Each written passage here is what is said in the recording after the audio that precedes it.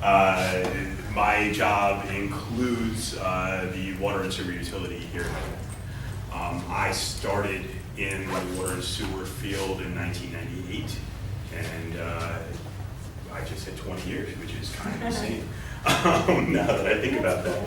Yeah, it is kind of neat. I started installing pipes and reading meters, and then I moved up to the administrative end of it quite kind of rapidly, and have had a lot of experience with lead and copper and drinking water over the years.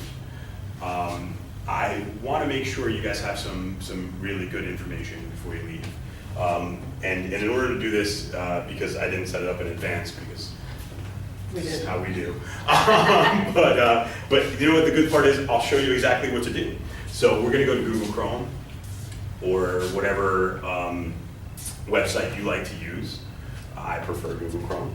And I'm going to just type in New Jersey Drinking Water Watch. Okay? Now, the first one that comes up is the DEP's Drinking Water Watch. This is something that, when you go home, I apologize for giving you this time sink now, because what you're going to find yourself doing is looking at towns where your relatives live, where you've lived before, what their results are, and it's really good to do that. It really is.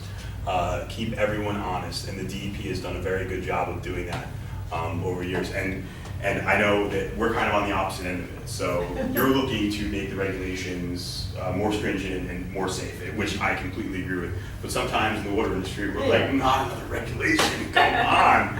I have to test for what now? So this is Well, I have great. another strategy for you, but I'll let you finish your presentation and it might make you happier. So this is New Jersey Drinking Water Watch. It's very easy to use.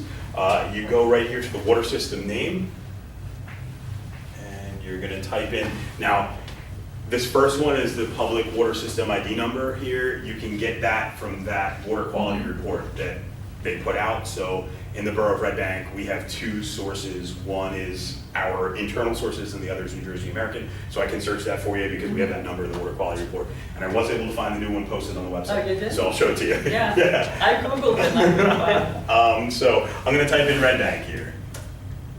Now, for some towns, I want to remind you that the state of New Jersey did some weird things when they set up municipalities, and there are multiple places that have the same name.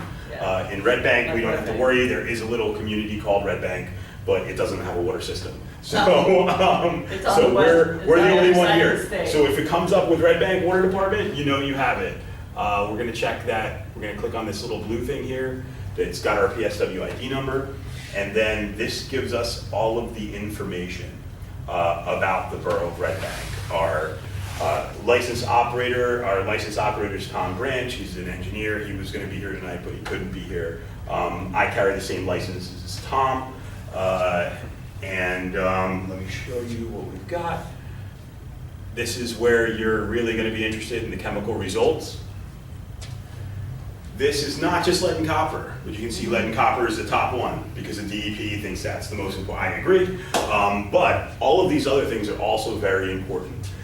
Secondary organic compounds, the stage 1, stage 2, those are trihalomethanes and things like that. Disinfectant byproducts. Right, nitrates and nitrites, VOCs, inorganics, radiological, water quality parameters, and then there's source water, lead and copper results, and my contaminant name. Now, in most places in New Jersey, you're not going to find high levels of lead in the source water, That's right. in the wells, coming out of the wells.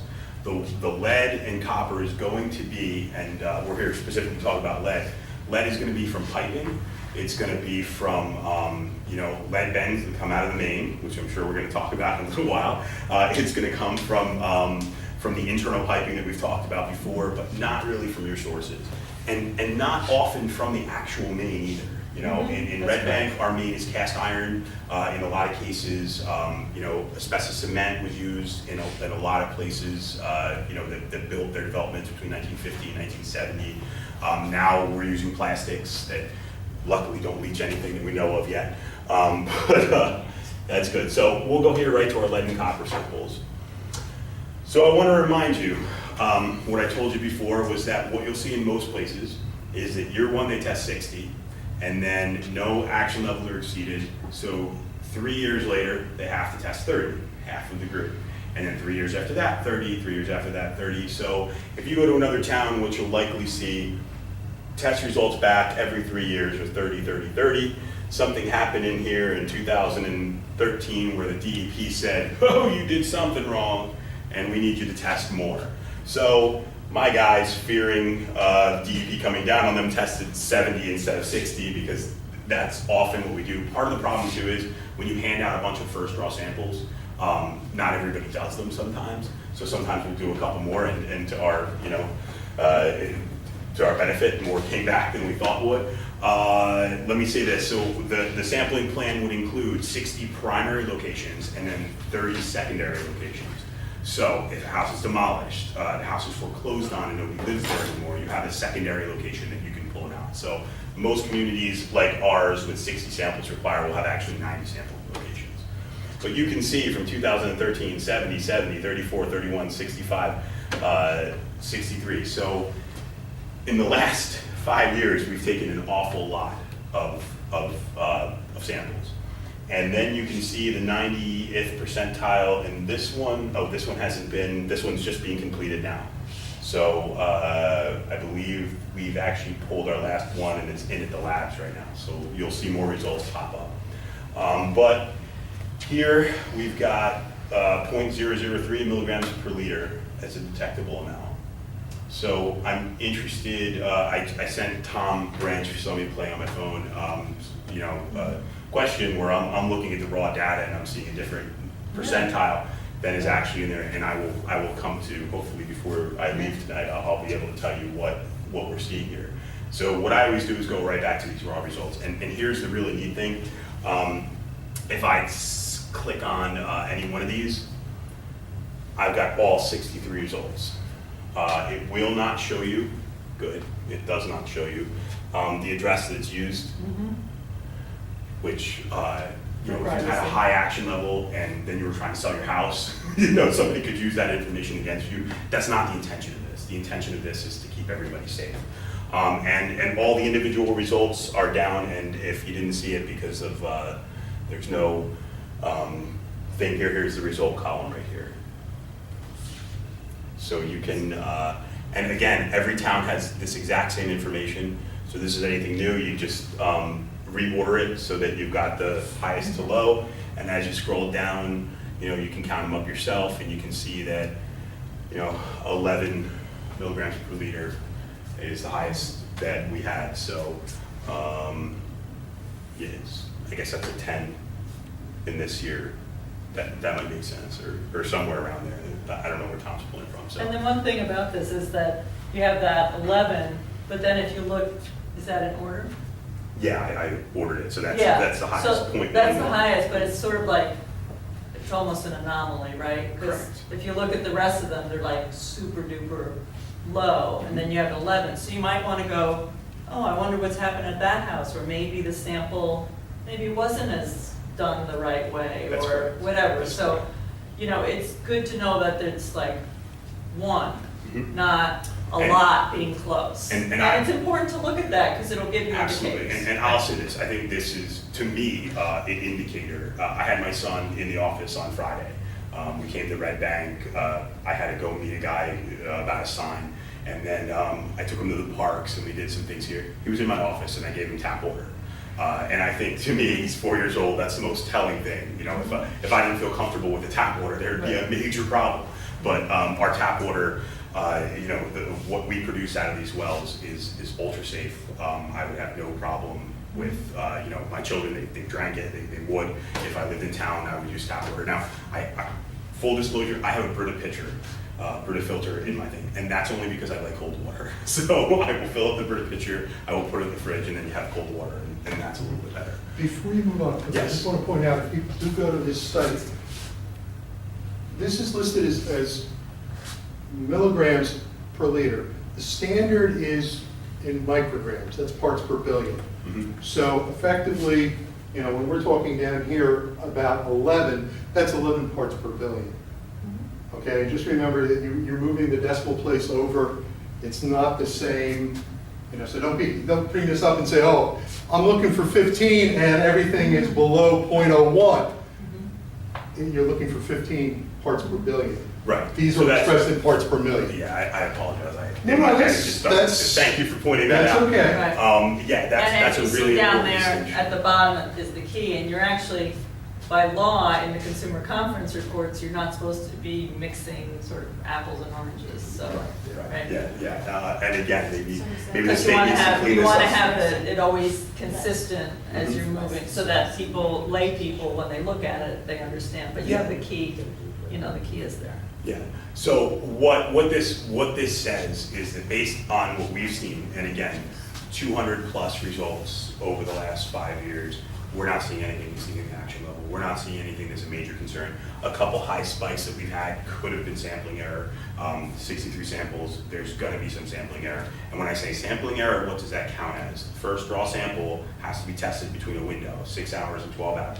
If you have somebody whose water has been off for 18, 24, it could be very different.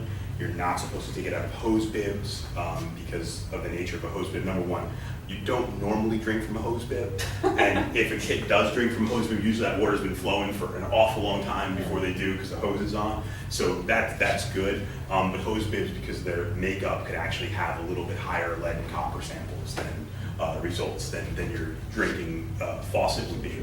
And that aerator too, you had mentioned cleaning out the aerator. That's that little thing under the sink. Sometimes you might need a pair of pliers to actually loosen it up enough. You will be surprised at what comes out of there and then how much better your sink flows after you do it. So I would say that everybody should, if you haven't done it in a while, go pull that aerator out and clean that out. But that's great. So I say this to you, I give this to you as a tool. Please, anywhere you go, if you work in a different place and you drink the tap water at that place, this is, these are you can get your chemical results for whatever town that is in the state of New Jersey. So I think before I said that what happened in Flint, Michigan couldn't happen in New Jersey, part of the reason is this system here. And you can see this has results back to 2004. Oh wait, no, I have to go back to see that. Apologize. There you go. This has results back to 2004 here that you can click on and look at and know that the water is safe to drink.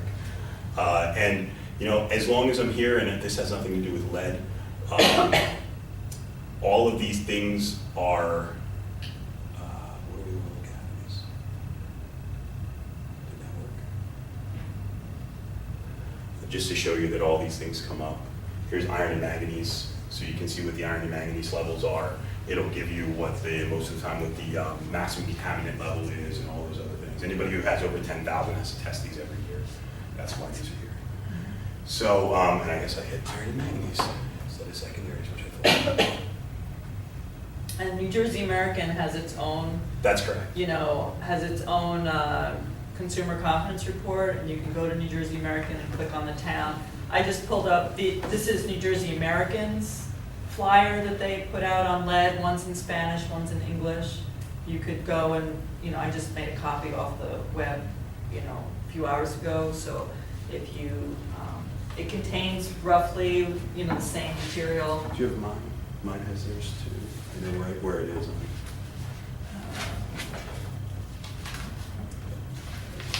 This is from 2016. Yeah, but one of the things on the water quality report is we post both Red Bank's and New Jersey American's results. So, I only ask for that because I have the PSW ID number here, and it is 134. Wait, where's that one? Nope, that's mine. That's all that's on your. Yeah, I thought they would have their PSW ID, but New Jersey American, I'm not sure how they listed, are in here somewhere. So. This is, maybe it's on, here it's on, here, Oh, that's this. no, that's mine too.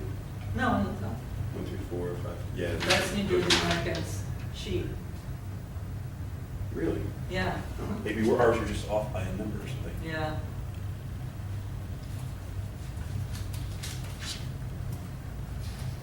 Didn't come up. No. Okay, I'm doing something wrong. this- So, I went but to it is New Jersey searchable. American about I this. promise. Yeah. Their results are also on here. Go ahead. When I pulled up the New Jersey American report online. It lists a particular area rather Yes. than a town, and it lists about 40 different Yes, towns. that's correct.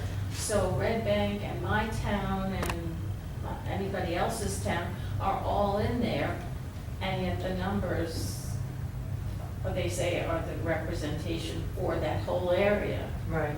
I don't know how they reconcile this. Yeah. So like here, it They had a says, number it's the 4. coastal north system, right? And it lists all the towns. Is that Mhm. right? So if they're giving you a lead level, Mhm. where are they getting it from? Yeah. they have Right, a like where's their level sample? Is 4. it from all the towns? They're sampling from the thing, and the reason they can do that is because what they're looking for is the water that they produce, what does it do to your internal pump, right? So if we were to send our water to Fairhaven, which we do, some people in Fairhaven have our water, a couple people in Little Silver, I think, also. Just because they're a different town doesn't mean that our water is going to interact with their system any differently. Does that make sense? So the water, even though they have this like expansive system, their water chemistry is going to react the same way in Asbury Park if they're treating Asbury I see what Park you're saying. as it does in Red Bank, because their water chemistry is going to be identical leaving the plant. For this particular thing, when they do coliform and things like that, they're going to be way more stringent because the level of chlorine in the water is going to deteriorate. But in this, what we're looking to do is make sure that our pH is high enough to create that scaling pipe. Now, the one thing about New Jersey American that's interesting is they actually use chloramines to treat their water certain times of the year, and that interacts with our water a little bit differently. So you may notice, if you live in Red Bank, at one point you will smell, the water will smell different. It will be a little bit different. That's just because they use a different type of chlorine treatment there. And I don't think they're on it right now. So I think as we convert this year, you won't notice it again, like you did last year maybe. But Right. yeah, that is a difference as well. And real quick, before I forget to say it, the chlorine thing reminded me of something.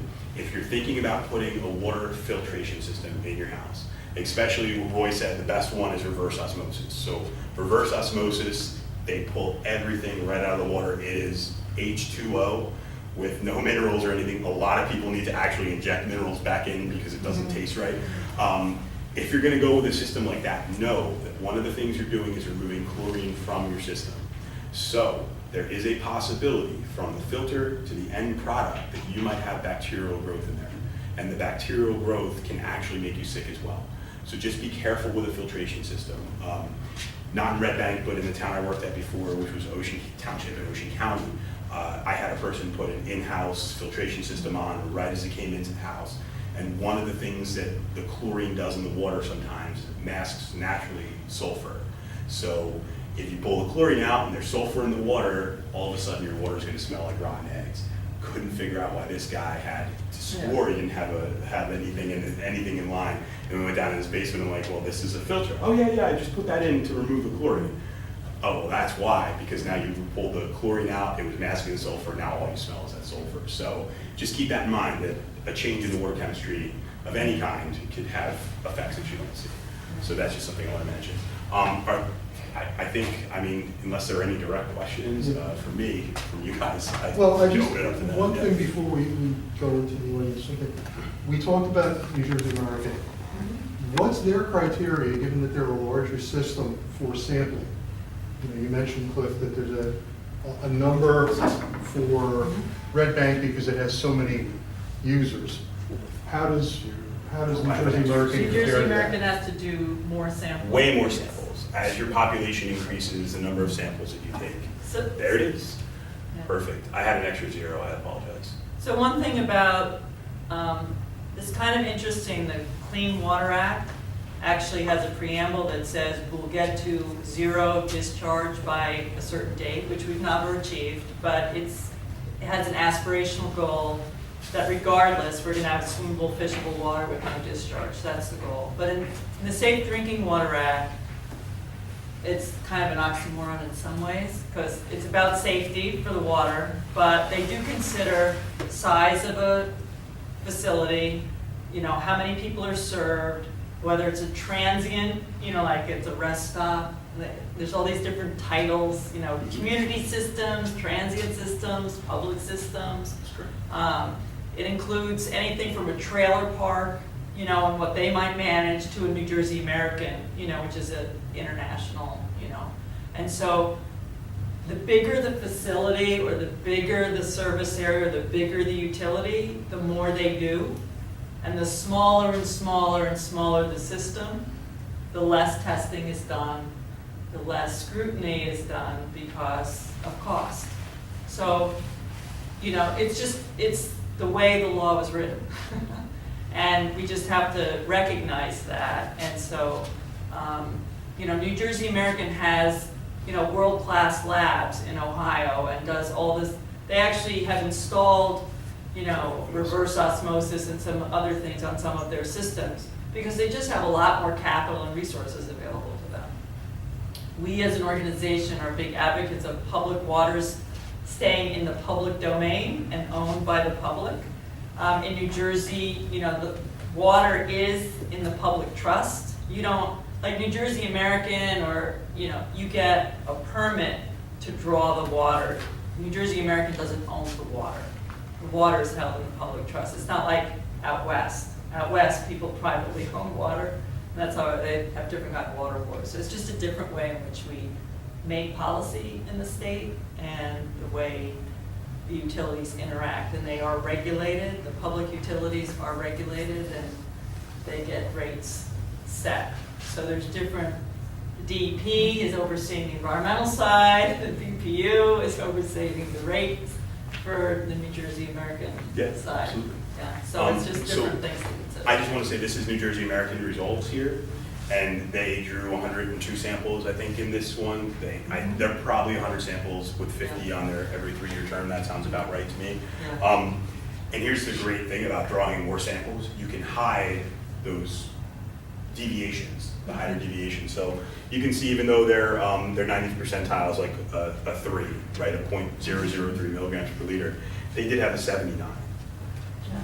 You know, so does that mean that their system's bad?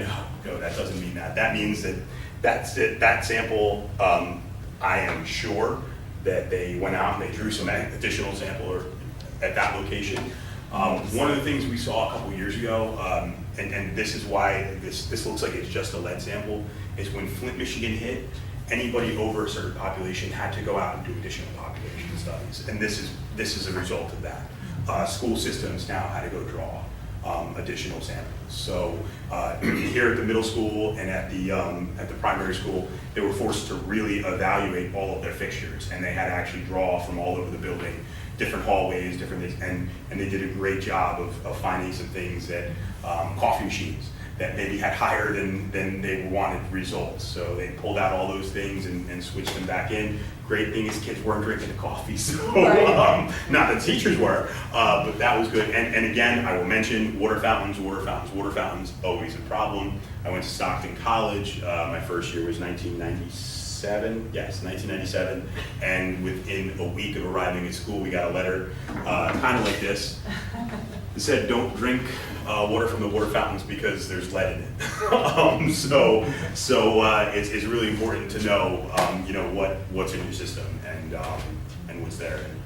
Yeah, so all of the results are here, and not just lead and copper. Everything you could want to know about the water system, everything that the DEP, which again, more stringent than the EPA guidelines in almost every single facet in the state of New Jersey, which is a really good thing. We're one of the most strict places in the country. I think California beats us, maybe Florida a little bit on certain items, but yeah, so we're doing What's that. on pesticides? Yeah, absolutely.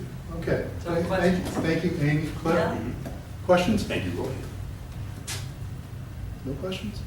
Yeah. Oh, Yeah. Well, first, I want to thank the 3 of you for doing this now. This is really nice. And off the topic of lead for a second, but Amy, I appreciated your little your discussion about bottled water. Right.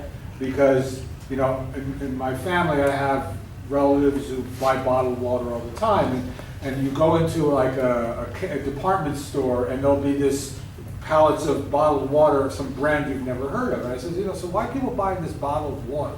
And so I look at the ingredients and it says, you know, it might be sources from Pennsylvania, and then I'm reading, and then it says municipal wells of such and such a town. Yeah, right. And so that brings to my mind, and I'm thinking to myself, Cliff, this water that we're getting here in Red Bank from the well, have you ever thought about how does this compare to water like from Poland Spring? Absolutely. You know, and can Red Bank sell its water from its well and make a ton of money? Let's not. So one of the things I do want to say is there are a bunch of organizations that work with drinking water and water quality and things like that.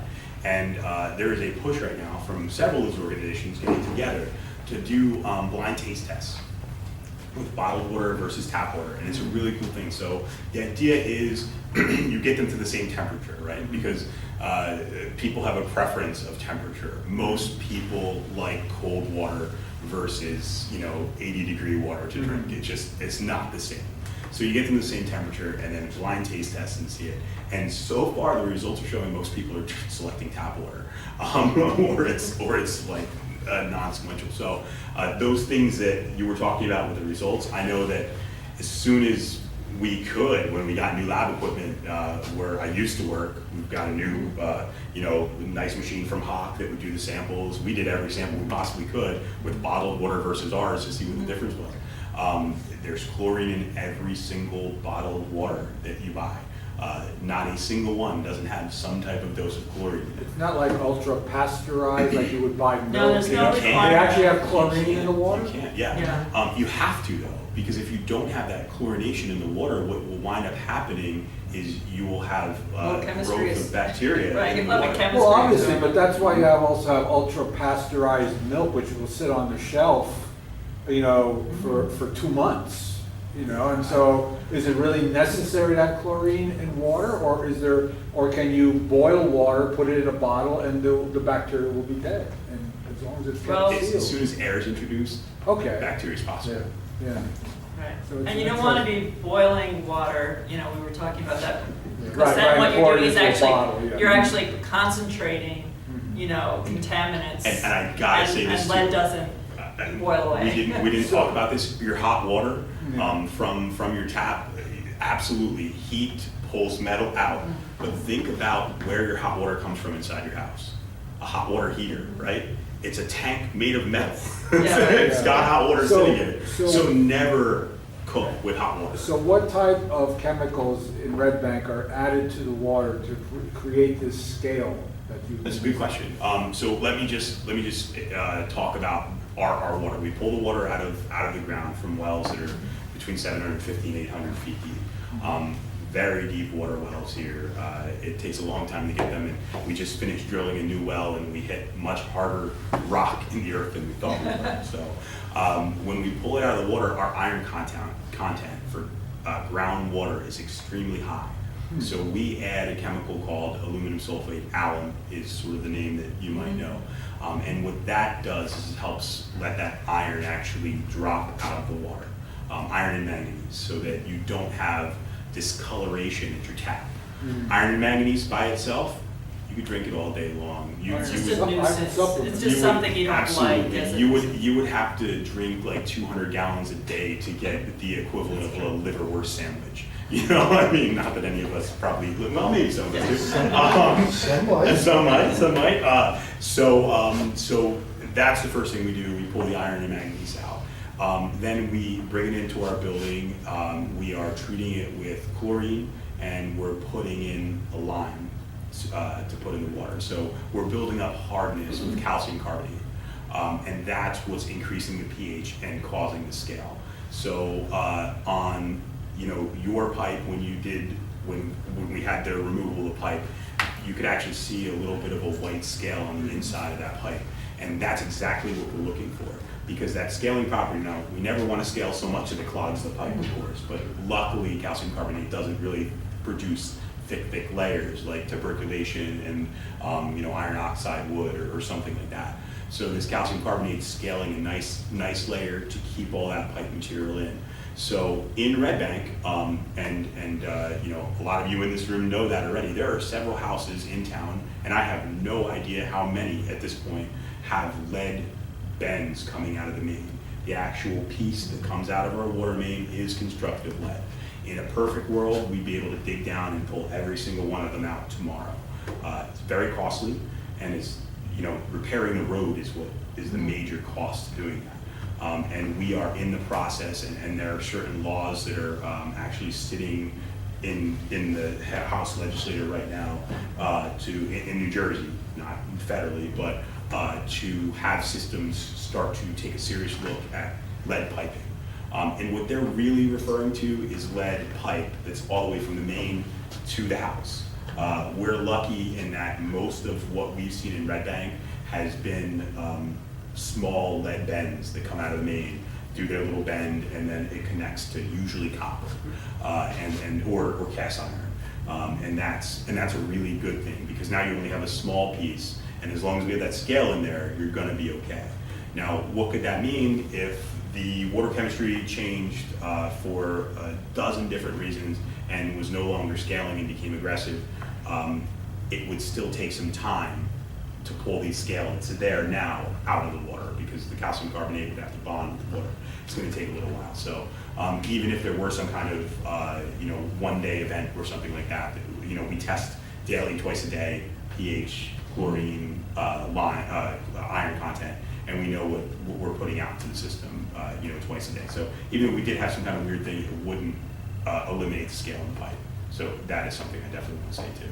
So long as a utility is able to manage its corrosion levels and its pH and keeps that scaling, intact, then you're gonna probably keep your numbers are gonna stay low, right? And if people are being responsible when they're turning on the tap, right?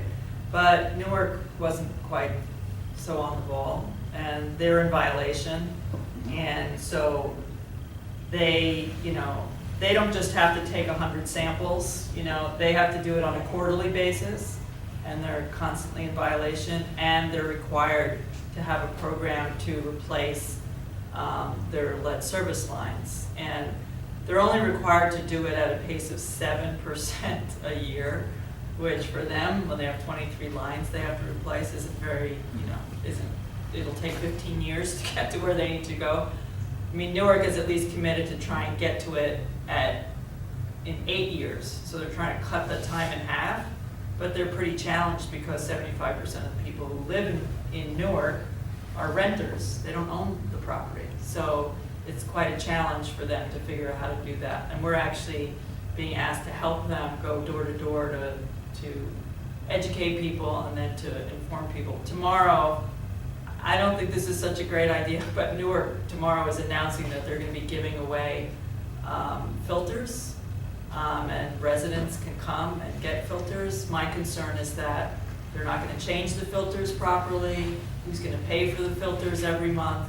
So we're going to stay away from that event. No. Because we don't think it's the right thing to do. So the filter eventually, if they don't change it and do it right, will have all the lines. Is this a connected and filter that then- screws onto the faucet itself? Is that one of those types of filters? And Yeah. eventually it will just become, like you said, something that poisons people. So Right, you have to right, be really causing careful. more problems. Well, Cliff, one other, Go ahead, Ben. In Bar 16 Locust Avenue, I also work with Clean Water Action as a volunteer. But I am interested in, we have discussed, there's been brainstorming at council meetings and other places here in Red Bank about the idea of privatizing our water system. I'm guessing that Cliff probably doesn't want to touch that, but. No, I don't have a problem. All right, I mean, what is, I guess the conventional wisdom, the thing you hear is, oh, it's gonna save us lots of money, all infrastructure in town, we're crazy, managing this ourselves. So, Amy Goldsmith, you have a comment, or Cliff, or Yeah. anybody? I mean, generally, I think if a public water utility can stay public, I think it's in the best interest of the public. One, because you're accountable to the people in a different kind of way. It's not a corporation. New Jersey American is an international corporation. And while they're, I would say, the more responsible of the larger systems over United or Suez, I mean, if I had to pick three of them, I'd pick New Jersey American. But I think it's better for us to be able to have access and to be able to keep it in the public domain. This is a system that can manage itself. I mean, we've managed it for a long time. We know the nuances between the two systems. If it was a trailer park, that was managing water system, then I would probably say, well, maybe somebody should take that over. Because likelihood that the manager of the trailer park doesn't have certification, doesn't know what they're doing, and isn't gonna invest the kind of money that's needed. So this isn't a very big system, but I think it's worth keeping it in the public domain and having people have access, just go to Chestnut Street and have access to the water department in a way that you can't with a big company like New Jersey American. So in general, I'm going to try to avoid speaking about Red Bank directly because I will address it. I'm not afraid to, but ultimately the decision has nothing to do with me. So I want to make sure that's clear. This would be a borough council / administrative decision. There are 3 times, and let me say, I've worked for public water utilities in one way or another for my entire career. There are 3 times where it is a good idea that a system considers being taken over by a private system. One is when you do not have operators that are capable. You cannot find people, for whatever reason. Certain places are geographically isolated. So there might be a place in the top corner of the state where they just can't get an operator to work. Maybe it's time to consider a long-term lease with a private company, somebody who can get an employee out there. Maybe it's because you don't pay well enough. That's one situation. Here in Red Bank, luckily we have very dedicated people who work very hard to keep the water clean. We are training new people every year. We're doing the things we need to do. So that's not an issue here in Red Bank. If the governing body or the people who manage it could be a water utility, an MUA, municipal utility authority as well, that's considered a public system. If the people who manage that system, whether that is a governing body or the board of an MUA, have failed to act and to have failed to spend money and do the simple things that are necessary on a yearly basis to keep a water system running, then you should absolutely consider having someone who knows how to manage money a little bit better come in and take that over. Over the last 10, 15 years, Red Bank has committed to the water system. They've spent over $10 million in upgrades that include things like changing out pressure vessels that were over 100 years old, changing out filter media, drilling new wells to make sure we have firm capacity to meet the needs of the growing community, as well as doing things like taking a look at the infrastructure. Every time we do a road program, we look at the water and sewer lines, and if there is a question, we change them out. On East Bergen, you're all familiar, a couple of weeks ago, we needed to grab a little bit more money because the water system, we didn't have evidence that it was in bad shape. But as we started the project, we realized it was only 2 feet deep. And 2 feet deep is not good for a water system. So we were in there anyway. As I said before, a lot of times the cost of changing out water pipe, the pipe is expensive as well, but repairing the road is a huge portion of that cost. So we're in there anyway. The right decision was to change the water lines once we found that it wasn't deep enough to satisfy the need. Those are the other two. Those are 2 of the reasons. The third reason is somebody gives you an offer that absolutely blows you away. I will stand committed to the fact that Red Bank can manage and maintain its own water system for the rest of the time without any problem. But if New Jersey American were to come in here and give us a number like $200 million, right, which is insane and no one would, but if they were, we should absolutely consider that number if it were high enough, to subsidize taxes and all those other things. Those are the only 3 reasons I would ever consider doing it. So if a political body, an administration ever says something like, we want to evaluate our water system and see what the value is, I don't take offense to that. I think that's actually something that's a really good thought process because you want to kind of see where you are and what the cost-benefit analysis would be to maintaining your own water system. But here in Red Bank, we do it well, and as long as I'm here, we will continue to do it well. We won't have any problems with these type of things. As you can see, or maybe you don't know, there's new Water Quality Accountability Acts that are that are coming into play right now. New legislation was passed, October 19th is the drop dead date. There are certain things that water systems now have to do that they weren't doing before. And I believe that what you will see in the next 5 to 10 years are a lot of water systems that have not spent money. I can think of several in Ocean County that are going to almost be forced into going private because they just can't maintain the requirements Right. that They don't have the drinking water- capital to They don't have the invest. capital. They'd have to raise taxes or water rates. They'd have to double in some cases. So you'll see some transition over the next few years. Whether Red Bank's a part of that is not a decision that I have to make, thankfully. I will do with my council and administration ask me to do. But there's a number out there where if tomorrow they said New Jersey American's going to give us this much, we have to take it responsibly for our tax base. But I don't think they'll come up with that number, but that's just my opinion. So, is that fair? Did I answer the question? Okay. I think so. Okay. Okay. Yes. I have a question, it's not about the pollution in the water, the lead, but how deep is the water table in Red Bank? It depends on where you are, Uh-huh. and that's kind of an answer that is unfair. I can tell you that Bobby Holliday, who is my water supervisor, was recently doing some things in his back, and Tommy Welsh, they both live on John Street. They were hitting water 2.5 feet down, 3 feet down. I would expect I would have thought it would be lower because the river is 20 feet below the town for the most part. But we are seeing high water tables, and that's going to vary at different times of the year. So if you were thinking about doing something like putting a basement in on your house or making your crawl space deeper or something, what you should do is put in a little monitoring well and just a hole in the ground with a piece of pipe in it so that you can measure the water column before you do any work, and you'll see that it actually varies during high tide, during the lunar cycle, and rainfall is going to vary.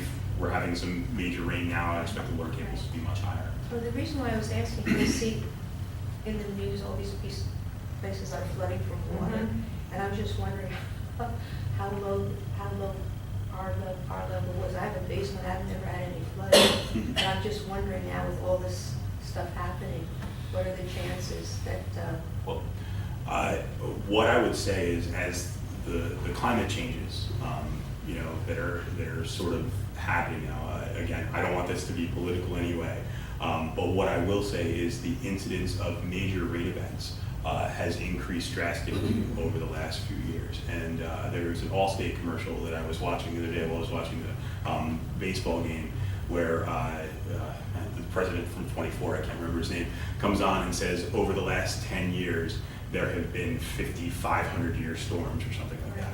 The number of heavy rainfall is increasing.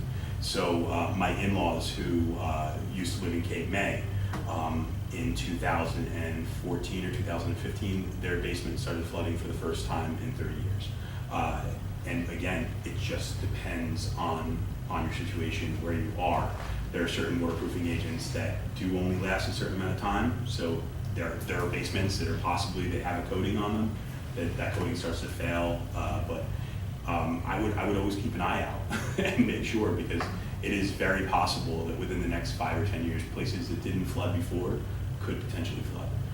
We are very lucky in Red Bank because we're on a bluff. That's where we get our name from, that beautiful Red Bank that now is covered with grass in most places. That allows us to have most of our town above. So when Hurricane Sandy hit here, even though we're right next to a river, Red Bank did not experience the loss that we did where I was in Waretown, where we were at Baytown. And there were 2,000 houses that were red stickered right after Hurricane Sandy.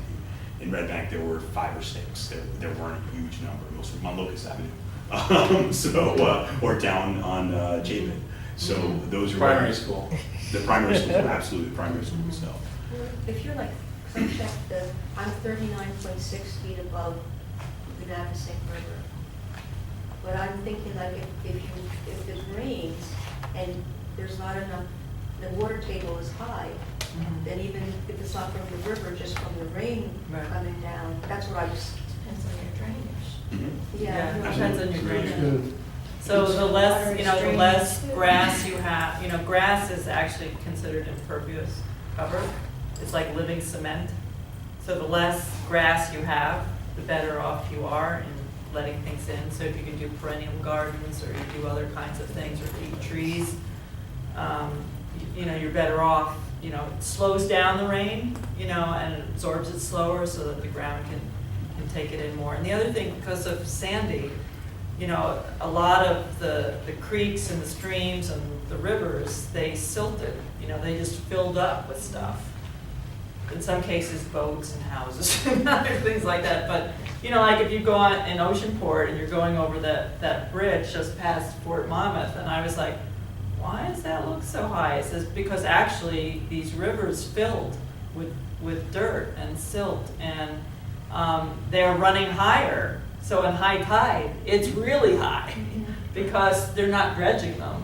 And so places are flooding more. So, you know, places that, you know, you didn't think were so high are filled, so they're You know, running higher. That's a good point from a stormwater management standpoint as well.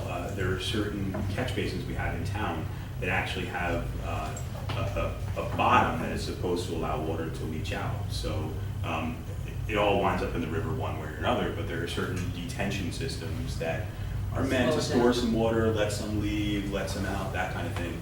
But when they get silted up and the water no longer, you know, is able to penetrate the soil, you can have flooding, drastic flooding in places that there never was before. So if you see that, please call our office. We'll go out Outside there the and we'll- library, I had to run across. Yeah, right now, I was gonna call the county tomorrow and say, hey. I Yes, just wanted to go back to what Amy was saying about Newark for a minute. Yeah. You don't want to get involved in the giving away of filters, I Mm-hmm. understand that. But isn't it somebody's responsibility to make sure that people who are getting these and using them know the truth and the facts about it? Who's going to inform them? Or do we just wait for people to start getting sick in Newark and then nobody wants to take the blame? Right. Well, we don't know exactly what they have in mind. We've been trying to find out, you know, are they gonna send one? Are they gonna keep track of the houses that it's going to? Are they gonna do follow-up teams? They're actually counting on volunteers to help distribute these things, so are they Maybe gonna somebody train? needs to go down there. So are they gonna train, you In know? sunglasses and a big hat and find out, Yeah, even if you're not putting your name on yeah. the. We actually talked to the water department. I mean, we just don't know at the moment because we spent all day until about 5 o'clock trying to find out like I'm exactly what just they're doing. concerned because I'm concerned I too. don't want a situation in New Jersey Mhm, that becomes a Flint, Michigan, mhm. for whatever reason. And Newark is a prime target for things like Right. that. And they didn't do their corrosion control program properly and a number of other things. They're supposedly gonna start a new program in that regard in the next Yeah, and we 2 to talked 3 about- weeks. We but- talked about what we do here in Red Bank, and that is scale the pipe. There's many other corrosion control measures. And larger systems like that, what I expect is some type of polysulfate that's gonna keep the lead and copper in solution, and not allow it to, so there are certain things you can add to the water additives that they're probably exploring to help eliminate some of the problem. But if you have lead service lines, eventually you just have to replace those It lead just service. Right. seems, it Well, just that's what seems to they're me that required to the do. more public all of that is, the better off the people will be. Mhm. The more covered up and quiet and I don't Mm-hmm. wanna see this and we're not gonna be involved, the more chance there is for Right. something either to not happen that should be happening or for something to happen that. Right, And- so our recommendation actually is to run the water. I mean, if you want the Right. cheapest thing to do, Right. is run the water, and then don't use hot water, you know, don't use water for don't use run water for formula, don't use warm water to speed up making the formula, you know, these kinds of things. You would get the same benefit of doing those things and not have to worry about a filter. And I know it seems kind of strange from an organization like me to say, don't use a filter, but, you know, we're really concerned that people aren't gonna get the education, the Exactly. volunteers aren't gonna be trained properly, they're not gonna have the resources to go back, you know, and make sure that they actually change them out. Like, Right, who's but- gonna actually but one of the verify things that to- that's gonna happen? To hopefully make you feel a little bit better, and I think you guys could probably speak to this better. The state has a history of reducing staff So that, Yeah. like, the inspectors for the water system, when I started, they were coming out every year, and there were 1 or 3 people I might have seen. And then it was like, well, 2 of those people disappeared, and it was always the same guy who came out. And then they were like, well, now what we're doing is every other year, we're gonna come to inspect, just because they, through attrition, they started limiting people who were working.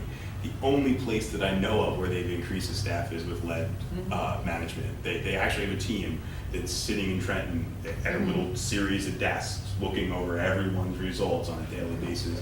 So again, I'm just speculating here, but I do have confidence that those people are going to be on top of this situation, because this is a major thing. And I can tell you the Water Quality Accountability Act, when that was passed with a push from a lot of municipalities, a lot of private systems, when that was passed, the thing that they kept saying to the politicians was, you don't want to live in Flint, Michigan. And, You're right. and that was the easiest way to pass any water law, and that's, Right. that's all you kind of have to say now. And people are like, you're right, absolutely. So I think that the managing, and the concerns are legitimate, absolutely. But I would hope that the state would be on top of this a little bit, but we have I don't know. the half bottle, the half end of the shake, yeah. I don't know, the absolutely. city of Newark, it doesn't run quite tight shape as your water department does, knowing from experience, personal experience. Anything else? No? Good? Well, It was a pleasure. it was a nice, intimate little group. I'd like to thank you all for coming out in the This rain. was great. I don't hear it now, so maybe it stops. And Thank you very much. As long as we're here in public, I just have to say thank you to Pat Pinto in the back of the room. The job you did this year with Sustainable New Jersey, and we got some news today that we're again bronze certified, and there is a high probability that we will be silver certified by the end of this next little evaluation process. And those points and all those things wouldn't have happened without the dedicated effort you put in. So thank you on behalf of the borough. And as taxpayers know that they receive $10,000 in grants, it's really a wonderful thing. So thank you. Great work. Thank you, everyone. And the entire environmental commission. Thanks, Larry. No Yeah.